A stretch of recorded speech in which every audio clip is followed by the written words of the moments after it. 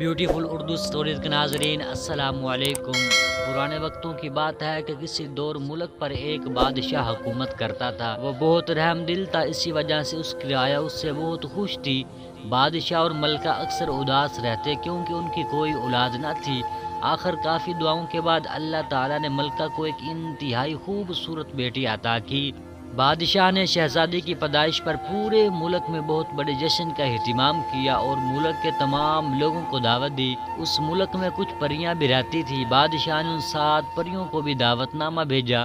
دعوت والا دن 7 کی بجائے 8 پریاں موجود تھی۔ دراصل ایک بہت ہی بوڑھی پری کو بہت دنوں سے کسی نے بھی نہیں دیکھا تھا، اس لیے سب سمجھ گئے کہ وہ مر چکی ہے۔ اسی وجہ سے بادشاہ نے اسے نہ بلایا۔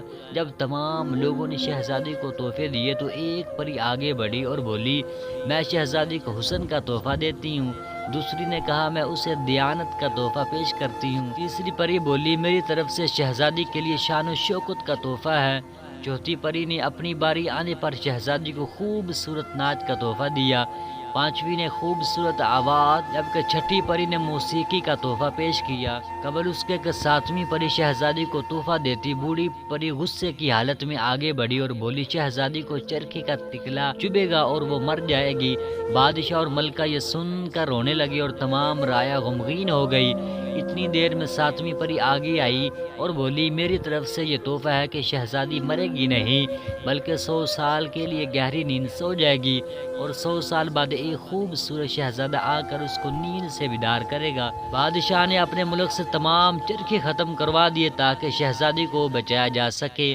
سال پر سال بیت گئے، یہاں تک کہ شہزادی 16 سال کی ہو گئی۔ اس دن شہزادی کی 16ویں سالگرہ کا جشن اپنے پورے عروج پر تھا۔ جب شہزادی محل کی چھت پر ہوا خوری کے لیے گئی، وہاں اس نے دیکھا ایک بہت ضعیف عورت چرخہ کاٹ رہی تھی۔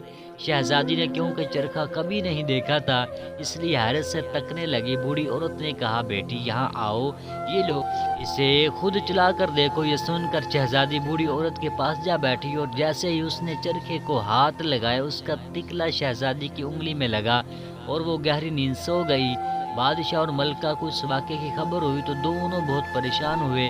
ملکہ کہنے لگی، اب ہم اپنی بیٹی کے بغیر کیا کریں گے؟ بادشاہ نے شہزادی کو اس کی خوابگاہ میں آرام دہ بستر پر لٹا دیا۔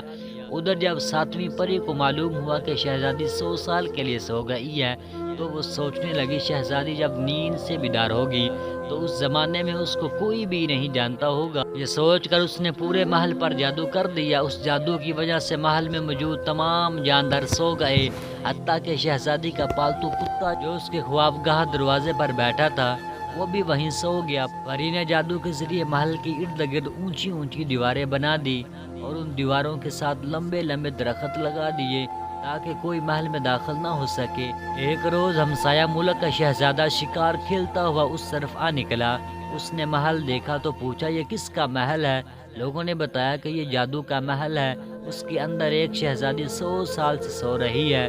جو شخص بھی اس کے اندر جانے کی کوشش کرتا ہے وہ زندہ واپس نہیں آتا۔ لوگوں کے بہت سمجھانے کا بھی شہزادے پر کوئی اثر نہ ہوا اور وہ محل کی طرف چل پڑا۔ محل کے قریب پہنچ کر شہزادے نے جو ہی درختوں کی شاخوں کو ہٹانے کے لیے ہاتھ آگے بڑھایا، وہ خود بخود ہٹتی چلی گئی اور شہزادے کو رستہ ملتا گیا۔ شہزادہ یہ دیکھ کر بہت حیران ہوا۔ چلتے چلتے شہزادہ محل کے دروازے پر پہنچ گیا۔ اس نے ابھی دروازے پر ہاتھ رکھا ہی تھا کہ دروازہ خود بخود کھل گیا۔ شہزادہ دروازے سے اندر داخل ہو گیا۔ شہزادے نے ابھی بات پوری کی ہی تھی کہ زوردار دھماکہ ہوا، تیز ہوا چلنے لگی اور شہزادی نے آنکھیں کھول دی۔ اس کے ساتھ ہی محل میں سوئے ہوئے تمام جاندار جاگ اٹھے کیونکہ اب جادو کا اثر ختم ہو چکا تھا۔ بادشاہ اور ملکہ اپنی بیٹی کو مل کر بہت خوش ہوئے۔ سب نے مل کر شہزادی کی 16ویں سالگرہ منائی کیونکہ 100 سال گزرنے کے باوجود سب لوگوں کی عمریں وہی تھی جو ان کے سونے سے پہلے تھی۔ شہزادی اور شہزادہ خوشی سے جھومتے رہے۔ کچھ دن بعد دونوں کی دھوم دھام سے شادی ہو گئی اور شہزادہ اپنی شہزادی کو لے کر اپنے ملک روانہ ہو گیا، جہاں دونوں ہنسی خوشی رہنے لگے۔ تو دوستو، امید کرتے ہیں آپ کو یہ ہماری کہانی بہت اچھی لگی ہوگی۔ ملتے ہیں نیکسٹ ویڈیو میں، تب تک کے لیے دوستو۔